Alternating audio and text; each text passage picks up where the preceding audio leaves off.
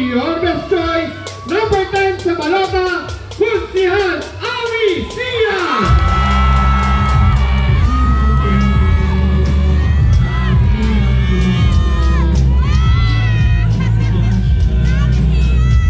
Una po sa lahat, maraming salamat sa Diyos at sa inyong lahat. Ang isang tulad kong laki sa hirap, ginawa po ninyong konsihal, kaya maraming salamat.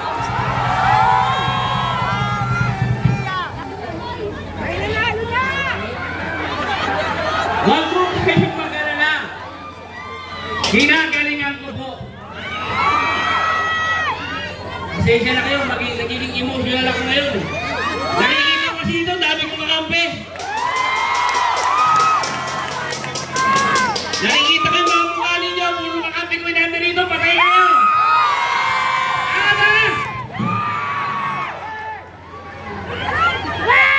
Nung binigyan niyo ako ng pagkakataon, pagpunta mo sa opisina ko, ihahatid agad sa bahay ninyo. Hindi ko ginawa sa inyo yung ginawa nila na pagpunta mo, balikan mo na lang. At pagbalik mo, sabihin sa iyo, balikan mo na lang. Pagbalik mo ulit pala si Consiel, balikan mo na lang. Pagbalik mo, binigyan ka. Isang lang. Pamagyak pa lang, talo ka pa. Tama ba? Awi siya, naka-short, naka-chinelas. Hindi ka babalik. Hindi ka babalik. Saksi ako dyan! Saksi ako dyan! Maraming salamat sa inyo lahat. Ninong ko yan! Parang nawawala yung tapang ko dito sa lugar ko ah. Parinig nyo ba sa akin? Na talagang dapat ako maging matapang dahil lugar ko to?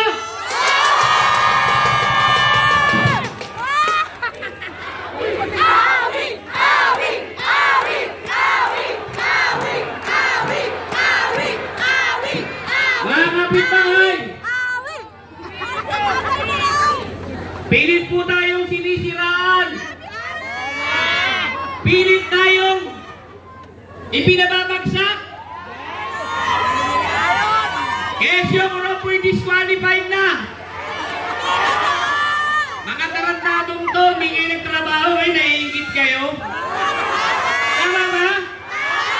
Hindi kayo nagtrabaho ng ilang taon. Nung eleksyon, nagpapakita kayo kung sinusikat kayo? Gago pa kayo? Tama ba? Ingit na ingit? Mga sinaulo, ang takdakong konsyal ay laban ng pagalingang magserbisyo. Hindi tulakan ng reklamo, gago! Complain kayo ng complain? Baka nagkamali kayo sinalihan, putangin na nyo! Ang paglilingkod sa bayan, ginagawa yan! Ang competition nito, itong competition nito ay pagalingan ng serbisyo! Putangin na nyo, gusto ninyo? Disqualification? Gago! Hindi lang sa akin yung ginawa! Ang daming kasamahan ko, puro i-disqualified nyo, baka nagkamali kayo ng sinalihan.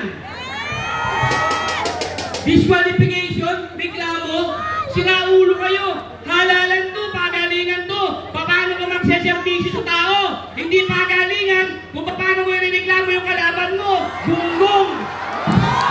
Tama mo ba? Mga sinaulo to, reklamo na reklamo, hindi na kayo lumabot ng batas. Eleksyon to, pagalingan ito ng serbisyo sa tao. Tarantado kayo. Tarantado kaya, maputan ninyo! Halos lahat yung kakampi nyo. Pinatidisqualified ninyo. Ano kayo, gago? Hindi ba? Baka nagkamali. Pilit nila tayong ginagawang tanga. Tayong mga taga-Distrito 2, napakaliit po ng tingin nila sa atin. Ang tingin nila sa atin, puro lang tayong bobo. Sila na lang ang matalino. Eh, pag sinabi ng disqualified, kailangan maniwala kayo. Ano, kayo lang matalino? Ginagawa niya kaming bobo? Tama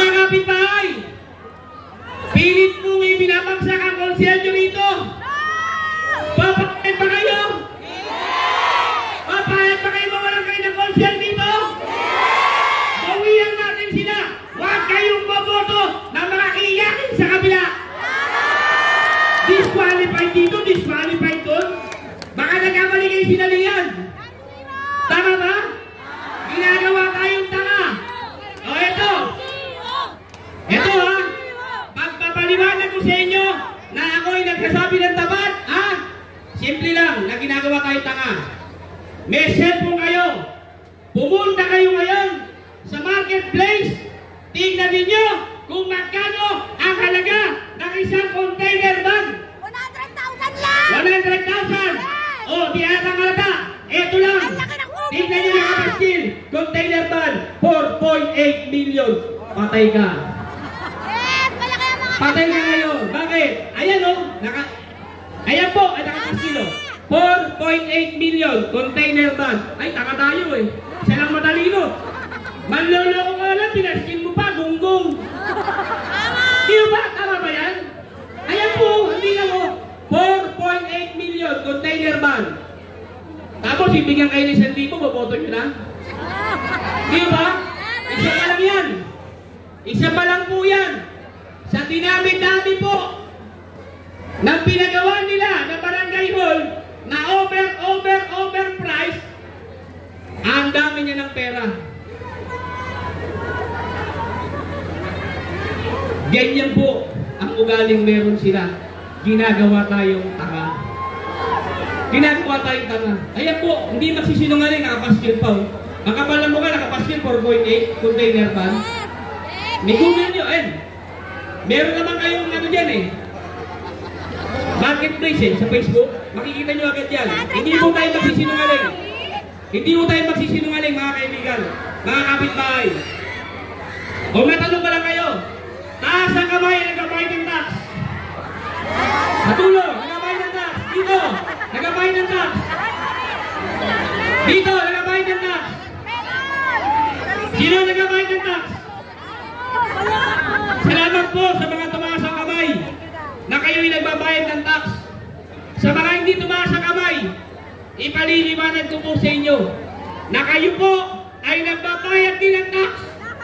Dahil kahit kumain ka ng Jollibee, may tax. Namalengke ka, may tax. Nag-grocery ka, may tax. Pumunta ka ng Pure Gold, may tax. Kumain ka kay Kuya Jun, may tax. Nagbayad ng tax yun Tama ba? O sino kayo sa inyo nagbayad ng tax? Diba lahat tayo? Dapat ninyong malaman kung ano ang karapatan meron kayo. Bakit?